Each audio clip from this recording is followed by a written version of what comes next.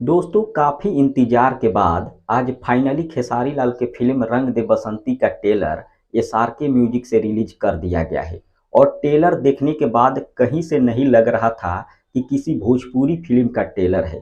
Trailer एकदम जबरदस्त बनाया गया है, कमाल का बनाया गया है और कहीं से भी कोताही नहीं बरता गया है पैसा खर्च करने में। इस फिल्म के ट्रेलर में डायना खान को दिखाया गया है, रत्ती पांडे को दिखाया गया है, खेसारी लाल यादव को दिखाया गया है और भी बहुत सारे लोग काम किए हैं, उन सभी को भी दिखाया गया है। लेकिन ट्रेलर देखने के बाद कहीं से नहीं लग रहा था कि भोजपुरी फिल्म का ट्रेलर है, लग रहा था किसी हिंदी फिल्म का ट्रेलर है। कमाल का ट्रेलर बनाया गया है। जो लोग नहीं देखे हैं, एसआरके म्यूजिक से रिलीज किया गया है, एक बार जाकर जरूर देखिए, एकदम सिस्टम हिला दिया है। कमाल का ट्रेलर बना है, एक बार जाकर जरूर देखिए। एसआरके म्यूजिक से रिलीज किया गया है रंग दे बसंती का ट्रेलर, कमाल का ट्रेलर है, जाइए देखिए। आप सभी से रिक्वेस्ट है और देखने के बाद कमेंट करके बताइए ट्रेलर कैसा लगा। फिलहाल इतना ही, मिलते हैं अगले वीडियो में। धन्यवाद।